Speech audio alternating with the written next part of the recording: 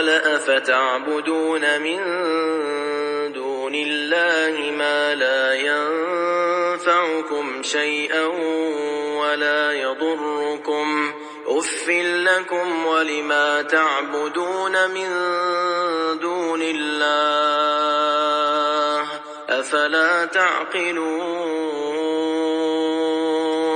قالوا حرقوه وانصروا آلهتكم إن كنتم فاعلين قلنا يا نار كوني بردا وسلاما على إبراهيم وأرادوا به كيدا فجعلناهم الأخسرين. Il dit, adorez-vous donc en dehors d'Allah ce qui ne saurait en rien vous être utile, ni vous nuire non plus? Fi de vous et de ce que vous adorez en dehors d'Allah, ne raisonnez-vous pas? Ils dirent, brûlez-le.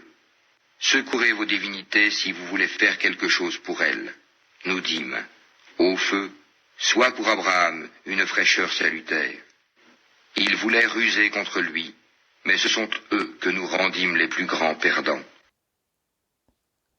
Assalamu alaikum wa rahmatullahi wa barakatuh. Que la paix soit sur vous ainsi que la miséricorde et la bénédiction. Nous nous retrouvons pour le deuxième épisode de notre série sur la méditation autour du Coran. Aujourd'hui, nous allons nous arrêter au verset 69 de la sourate 21, sourate al-Anbiya, la sourate les prophètes.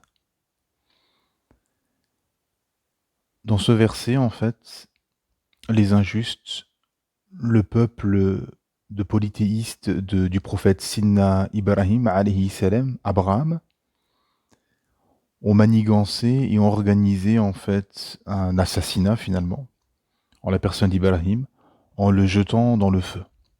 Le contexte, c'est que les versets avant expliquent et relatent ceci, c'est-à-dire que les gens du village étaient partis en fait, et Ibrahim alayhi salam, il s'est retrouvé seul et il a pu détruire toutes les statues, toutes les idoles, et il n'en a laissé qu'une seule. Il a laissé la plus grande. Et quand ils sont revenus et qu'ils ont demandé qui a fait cela, et certains dirent on a entendu qu'un jeune homme qui s'appelait Ibrahim, avait du dédain et était en train de médire sur nos idoles. Et donc ils l'ont ramené, et Ibrahim alayhi salam dit que la plus grande des statues a vu tout ceci. La plus grande des statues a vu toutes les autres être détruites. Demandez-lui, demandez à cette statue. Et forcément, ils se sont retrouvés pris au piège de leur dogme faux, en fait. C'est-à-dire qu'effectivement, ils adoraient des statues qui ne peuvent point parler.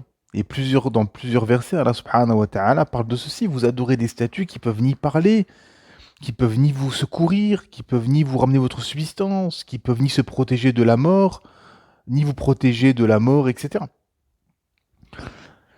Et donc, en effet, Sina Ibrahim alayhi salam leur dit, adorez-vous donc en dehors d'Allah ce que vous ne serez en rien vous être utile, ni vous nuire non plus.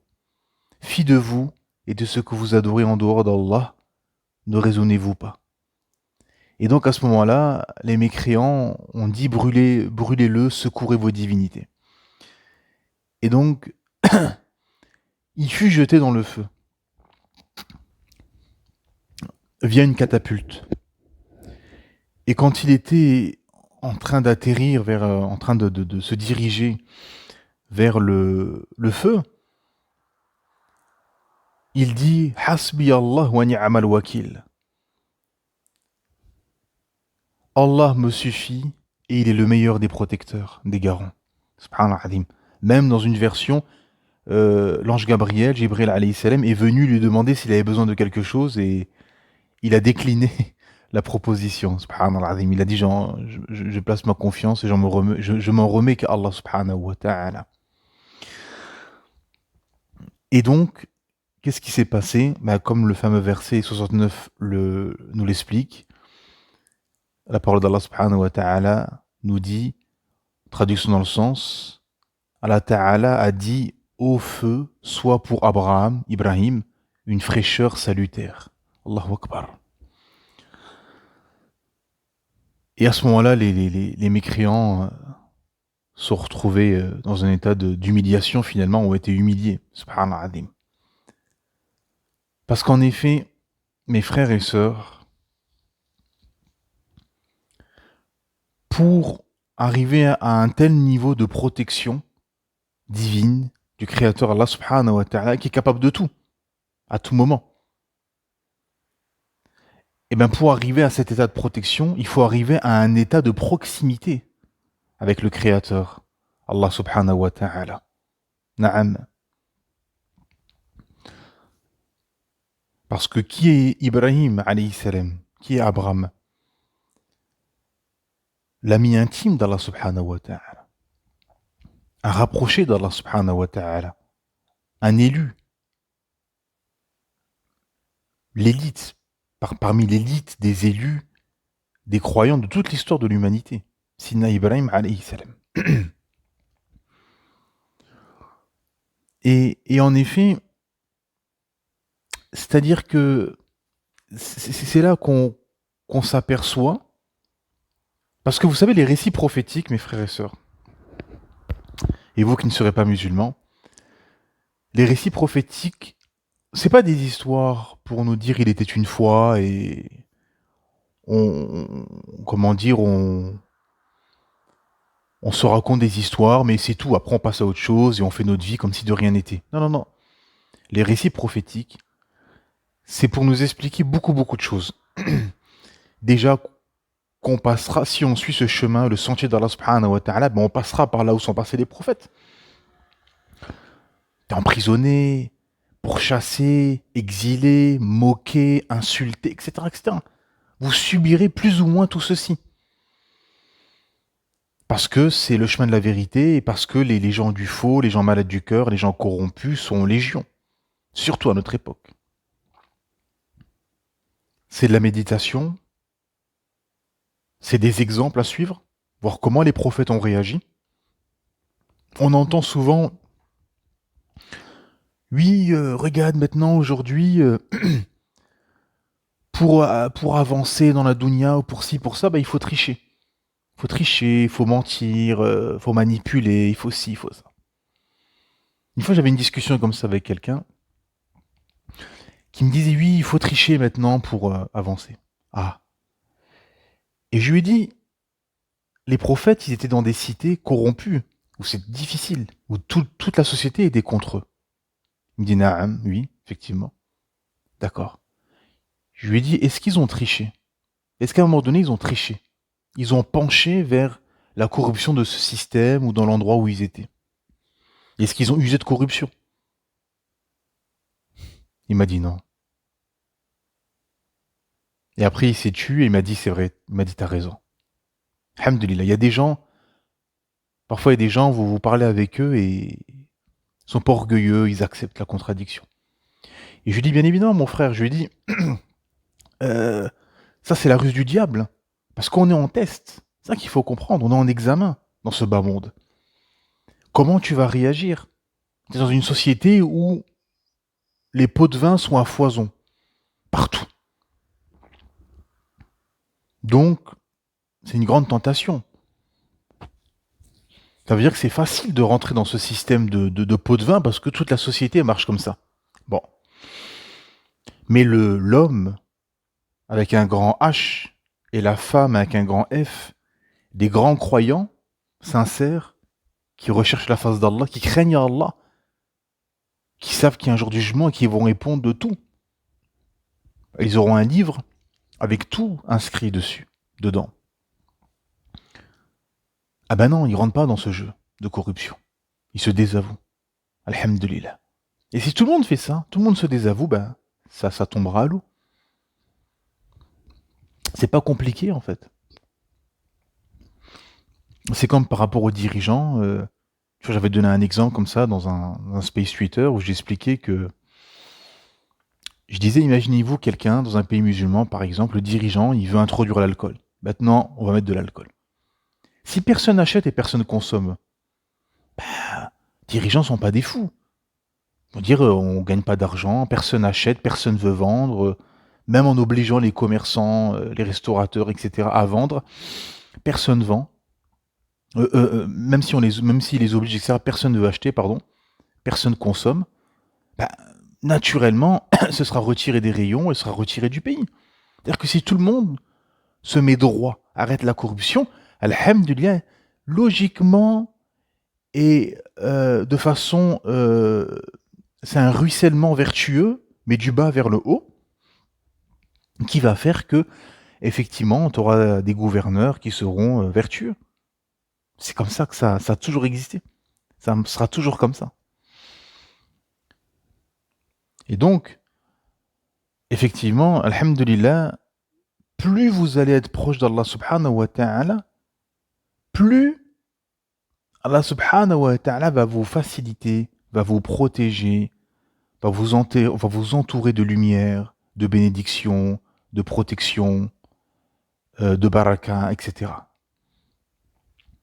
Bah oui, c'est une réalité qui est implacable, parce que plus la personne va être loin d'Allah subhanahu wa ta'ala, bien évidemment, plus il n'aura pas de baraka, plus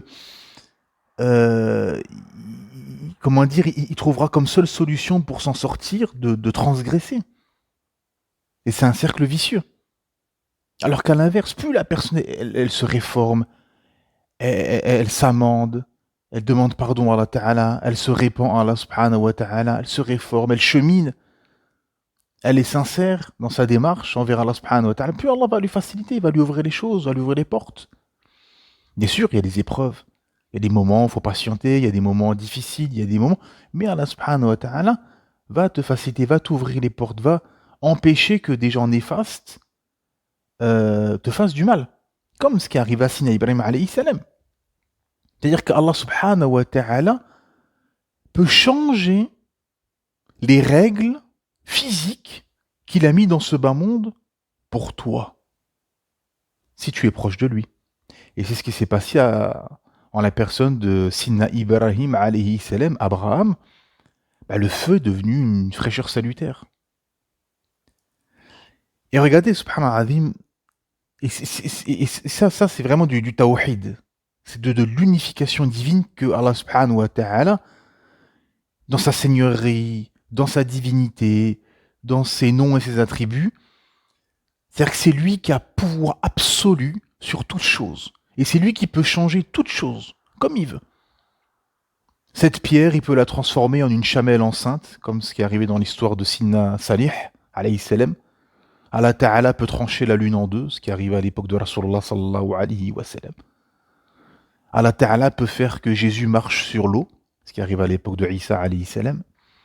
Allah Ta'ala peut faire que Marie, sa mère Myriam, que la paix soit sur elle, tombe enceinte sans avoir connu d'homme. Allah Ta'ala peut créer Adam sans père, sans mère. Allah Ta'ala peut créer des créatures de lumière, des créatures de feu, des créatures d'eau, des créatures d'argile. Allah Ta'ala peut faire ce qu'il veut. Subhanahu wa ta'ala. Et donc changer le feu en fraîcheur salutaire, ce n'est pas... C'est facile comme tout pour Allah subhanahu wa ta'ala. Il est capable de tout. Et il y avait comme ça, j'avais une anecdote comme ça, où il y avait des apostats qui expliquaient pourquoi ils ont apostasié de l'islam. Et il y en avait un comme ça, il était étudiant aux États-Unis, je ne sais plus de quel pays il venait, d'Iran, d'Irak, je ne sais plus. Il disait voilà, j'ai étudié la physique, etc. Et depuis petit, je lisais ce verset où le feu est devenu fraîcheur, et après étude, j'ai vu que le feu, non, les molécules d'un feu ne peuvent pas se transformer en fraîcheur, ce n'est pas possible. Et donc, il s'est égaré avec cette ambiguïté. Regardez regardez la pauvreté intellectuelle et la bassesse de foi. En fait, les gens, ils utilisent n'importe quel argument pour pouvoir assouvir leur passion et pour pouvoir vivre en libertin. C'est ça le fond, en fait. C'est le Créateur qui te dit qu'il a changé l'eau, le feu en fraîcheur. Donc Allah Ta'ala peut faire ce qu'il veut. C'est une équation mathématique implacable, c'est-à-dire que qui a créé le feu? Allah. Donc s'il a créé le feu, il peut le changer en ce qu'il veut. On est d'accord? Bon, salam alaikum, fin du débat. Donc, c'est-à-dire que le créateur, Allah Ta'ala, peut transformer l'eau en feu, le feu en eau, peut transformer les pierres en ce qu'il veut. Allah subhanahu wa ta'ala est capable de tout. C'est pour ça que le Coran, Allah subhanahu wa ta'ala nous dit, ne médite-t-il pas sur le Coran? Allah Ta'ala nous appelle à la méditation du Coran. Regardez. Allah Ta'ala nous dit, nous dîmes au feu, soit pour Abraham, Ibrahim, une fraîcheur salutaire. Allahu Akbar. Subhanallah. En fait, on ne se rend pas compte, mais ce verset est d'une profondeur inouïe. Pourquoi? Parce que dans la vie de tous les jours, on est tous dans nos petits problèmes du quotidien, voilà, nos petits bassesses, nos petits soucis du quotidien, bon. Mais en fait, il y a le roi des rois, Allah subhanahu wa ta'ala, qui peut changer tout à tout moment, peut changer toute situation. Lui est pauvre, demain peut être riche. Lui est riche, demain il peut être pauvre. Lui est en bonne santé, demain il peut être en mauvaise santé. Lui est en mauvaise santé, demain il peut être en bonne santé, ainsi de suite. C'est Allah Ta'ala qui change toutes les situations. Cette femme est stérile, Allah Ta'ala peut faire que elle accouche d'énormément d'enfants par la suite, qu'elle fasse 5, 6, 7, 8 enfants, après avoir été pendant 5 ans ou 10 ans stérile, par exemple. Ainsi de suite. Ça veut dire que c'est Allah subhanahu wa ta'ala qui change les situations à tout moment, il est capable de tout à tout moment. Et en fait, la profondeur, c'est que il ne faut pas s'occuper des causes. C'est-à-dire que beaucoup, bien évidemment, on vit dans un monde de cause et effet. Mais l'islam, c'est un juste milieu. Et il faut être dans un juste milieu, dans un juste équilibre. Et beaucoup, surtout dans notre époque, malheureusement, ont divinisé les causes. Ont plus confiance aux causes qu'aux créateurs des causes. Les gens, en fait, vous disent... vous dites, voilà, tu auras ton risque. Allah subhanahu wa ta'ala t'a prescrit ton risque, ta subsistance. Beaucoup vous disent oui, bien sûr, ils disent oui avec la langue, mais en fait, au fond, ils n'y croient pas. Pourquoi? Parce qu'en fait, ils transgressent, ils font des crédits, ils font ci, ils font ça, ils courent là, ils vont là, ils font ci, ils font ça. Et en fait, ils ont plus confiance aux causes qu'Allah subhanahu wa ta'ala au final. Et en fait, on voit dans ce verset, dans cet épisode de vie du prophète Ibrahim, que peu importe, toute une société était contre lui. Tout son peuple était contre lui, acharné contre lui. Mais il était dans la vérité. C'est ça qu'il faut comprendre. Il était dans la vérité. Ça veut dire que parfois des gens vous en veulent, pas parce que vous avez fauté, pas parce que vous êtes dans l'erreur, parce que vous êtes sur la vérité. Et donc c'est insupportable pour les gens du faux, les hypocrites et les gens malades du cœur. Donc ils vont vous combattre. Comme les Qurayshites ont combattu le prophète Mohammed sallallahu alayhi wa sallam, comme Pharaon a combattu Moïse, comme les pharisiens ont combattu Isa alayhi salam, Jésus, ainsi de suite. Comme le peuple de Noé a été combattu, comme le peuple de Lot, que la paix soit sur eux tous. Pourquoi? Parce qu'ils étaient sur la vérité.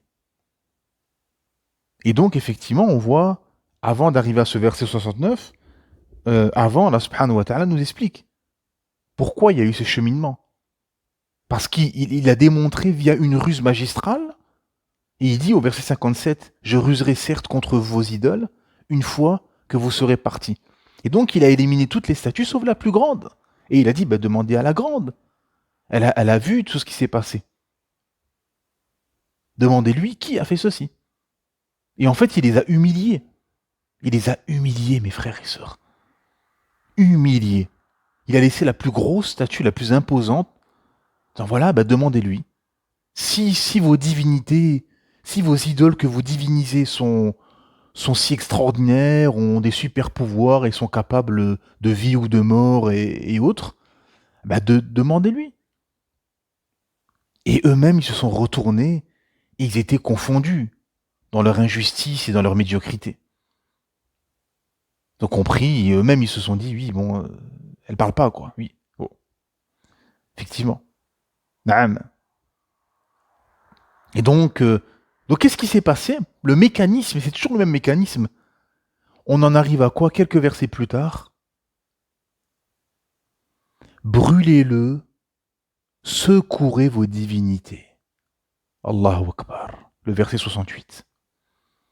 Et c'est ce qui se passe toujours, et c'est ce qui se passera en tout temps. C'est-à-dire que quand les gens n'ont plus d'arguments pour vous, vous contredire, vous contrarier, ben, il ne reste plus que la violence. Et c'est ce qui se passe dans le monde. Actuellement, les guerres, les génocides, les attentats, les innombrables complots médiatiques.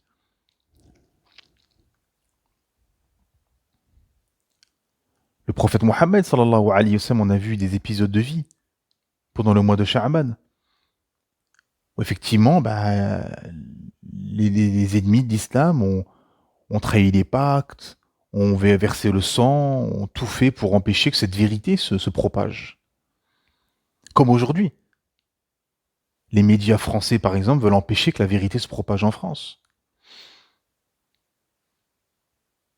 Et donc, derrière, il y a plusieurs outils, notamment l'outil de la violence. Et c'est le même mécanisme. C'est pour ça la méditation du Coran est très important, parce que quand on voit les récits prophétiques, on voit les étapes par lesquelles sont passés les prophètes, ah ben c'est toujours la même chose en fait. C'est toujours la même chose. C'est-à-dire parmi vos proches, parmi vos tribus, parmi vos familles, dans les sociétés dans lesquelles vous êtes, etc., bah vous serez combattus, vous serez marginalisés, vous serez moqués, etc. Si vous êtes sur le chemin vertueux, lumineux de votre Créateur, Allah subhanahu wa ta'ala. Et c'est un signe de vérité. Quand vous êtes combattu, quand vous venez avec Qala Allah, Qala Rasoul, qu'est-ce qu'a dit Allah, qu'est-ce qu'a dit son messager, et que vous êtes combattu, bah, alhamdulillah, vous êtes sur la vérité. Sinon, les gens, ils vous laissent.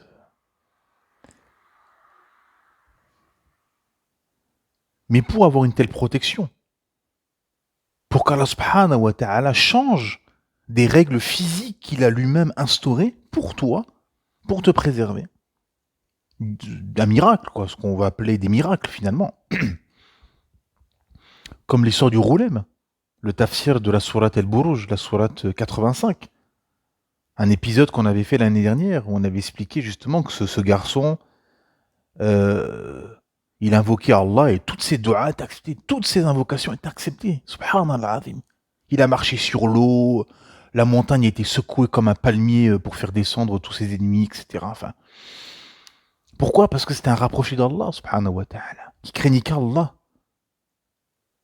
Et ça, c'est une profondeur de l'âme. C'est-à-dire, plus ton âme va se soumettre à Allah, plus elle sera proche d'Allah, subhanahu wa ta'ala. C'est-à-dire que pour toi, tout est illusoire, tout est une illusion, tout est futile, petit, sauf le Créateur, Allah subhanahu wa ta'ala, qui est immense, qui est capable de tout. À ce moment-là, il n'y a que Allah devant toi. Le reste, c'est pas important, c'est des miettes autour. C'est que Allah qui est dans ta vie, au centre de ta vie. C'est l'heure de la prière, j'ai mon Créateur que je dois aller adorer. Le Dohor, l'Asar. Le matin, je dois m'arracher de mon lit. Aller à la mosquée, fi bayt Allah, dans la maison d'Allah subhanahu wa ta'ala. Le coucher, le soleil se couche, c'est le Maghreb. Faut que j'adore mon Créateur. Où que je sois. Sur la route, au travail, à l'université, à la maison, dehors, n'importe où. Coûte que coûte, il faut que j'adore mon Créateur, Allah subhanahu wa ta'ala.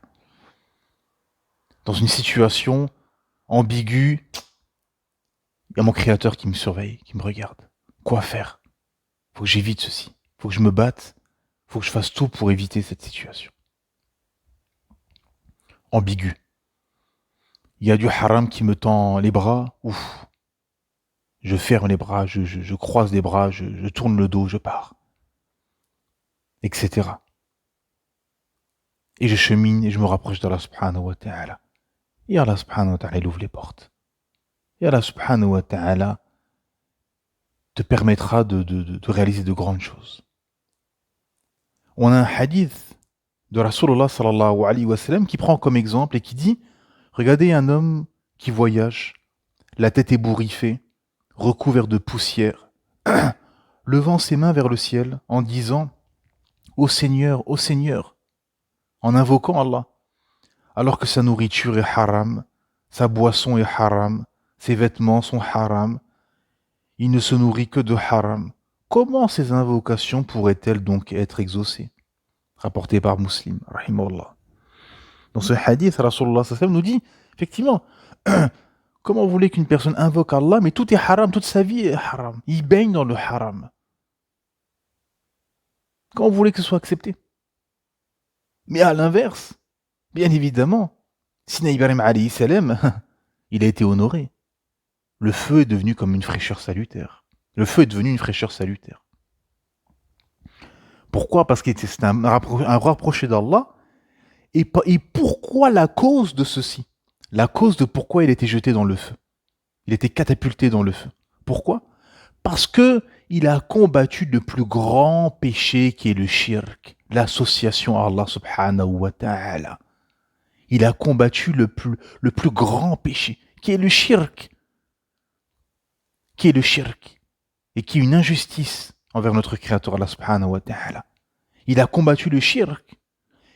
Et comme c'était un muwahidin, un monothéiste pur, et que il avait compris le tawhid, l'unification divine, en effet, et qu'il a placé sa confiance qu'en Allah subhanahu wa ta'ala, et que c'est lui qui est capable de tout, qui est capable de faire qu'un feu devienne fraîcheur, eh ben, il a placé sa confiance en Allah.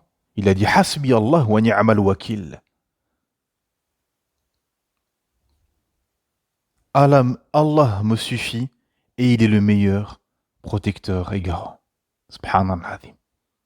Et donc on voit dans ces versets que un muwahidin a combattu le shirk et finalement son tawhid était tellement fort qu'il a concrétisé son tawhid